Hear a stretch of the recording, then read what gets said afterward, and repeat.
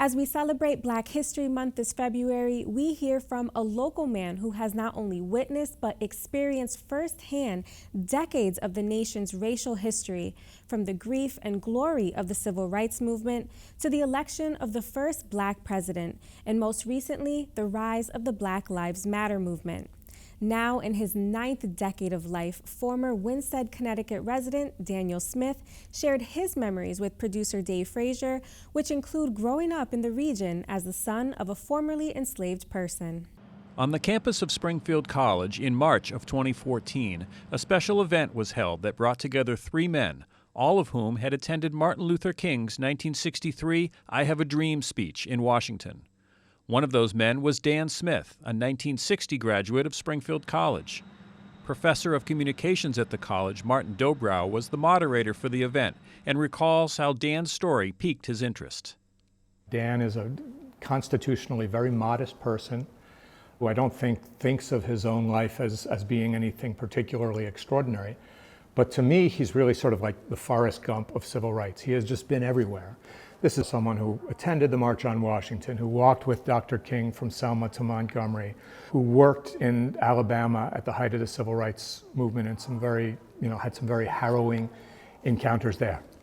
Ultimately, someone who attended the inaugurations of Barack Obama. So he's really lived the trajectory of the American racial story in what to me feels like a pretty unique way. And so it seemed to me really the vehicle for a great story. Dobrow wrote about Smith in a story that appeared in the online publishing platform Medium. What makes this story even more unique is that Smith is the living son of a slave. There had to be very special circumstances for this to happen. One is that his dad had to procreate quite late. Dan came into the world in 1932, so his dad was almost 70 at the time.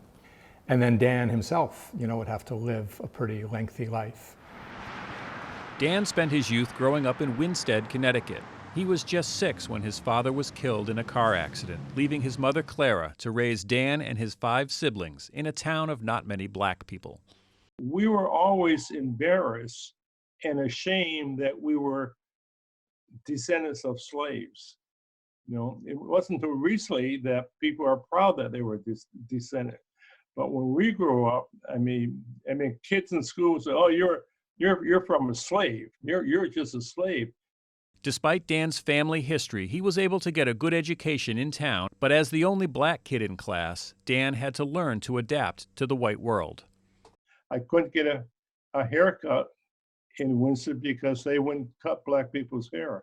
So I had to take a bus to Hartford, take a cab to the barber shop.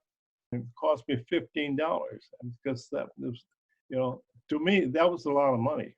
After high school, Dan served a tour of duty in the U.S. Army during the Korean War. He worked as an operating room technician, and it was here that he developed an interest in public health. In 1955, when Hurricane Diane roared through northern Connecticut, Dan, who was an excellent swimmer, performed an act of heroism that is still remembered to this day, saving a drowning man from the turbulent Mad River. The interesting thing was everyone thought I had drowned or we had drowned. So when I finally got home, I had to walk home, got home. I walked in my mother's house and she said, "What are you doing here?" And she said, "The police said you were dead." And I said, "No, I'm not dead." She said, "Well, put the insurance papers back." The next year, funded in part by the GI Bill, Dan went to Springfield College. And even though his life was shaped by slavery and racism, he was able to push ahead. He joined the wrestling team, sang in the Glee Club, and was elected president of the Student Council. In August of 1963, Dan, along with a white friend from Connecticut, drove to the nation's capital to participate in the March on Washington. I am happy to join with you today. Although Dr. Martin Luther King's "I Have a Dream" speech was powerful, it was the speech of young John Lewis that resonated with Dan.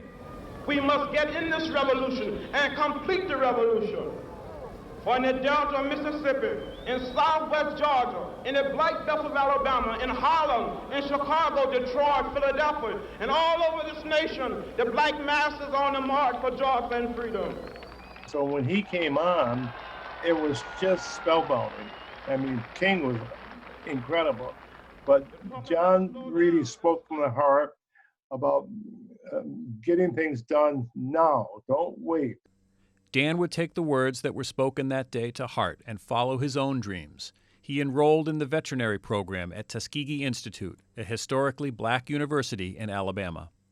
I mean, it was a whole new world for me in Tuskegee. All black community. We had one or two whites on the campus. All the guys in my veterinary class at the time had witnessed some serious discrimination or violence. Either they had it or their parents had it. So I sort of got a very quick education. This career path was short-lived. Because of his leadership abilities, Dan was encouraged to work towards the cause of civil rights. That was one of those, forks in the road, two roads diverged in the yellow wood kind of moment in his life. And he made what was a powerful choice and, wound up working very intensely with the civil rights movement down in Alabama. Had a couple of harrowing encounters while he was there. Once chased within a few inches of his life by the Ku Klux Klan on a dark road in Alabama. And so I think those years were very important to Dan. Also a small chunk of his life, but an important chunk. Throughout his life, Dan has witnessed decades of this nation's racial history, from the injustice of Jim Crow to the grief and glory of the civil rights movement to the election of the first black president. When I was growing up, the talk within the black community or in the white community, and especially they'd say in 20 years it's all going to be different. And when Obama was elected, Loretta and I went to Obama's inauguration. When he came on to make his speech, I mean, I was just dripping, crying. The guy next to me who was white was crying. Everyone in the row was it was so emotional. Loretta was crying, right? It was just so emotional because we all felt the same thing. This is finally here. But it has changed, and not for the better. At age 88, there is no question that Dan has witnessed moments of national shame and shimmering possibilities. He retired in 1994, and in 2006 wed his second wife, Loretta Newman, at the National Cathedral, where Dan served as the head usher, escorting United States presidents into major national events. Today, at his home in northern Washington, he and Loretta are working on Dan's memoirs. I think it's important for what my memoirs, I hope, will show is the path I've taken from birth to where I am now, and a path in a white world. My philosophy has always been, life has no obstacles, only challenges. And although I've never had a fight in my life, I was always ready to do battle.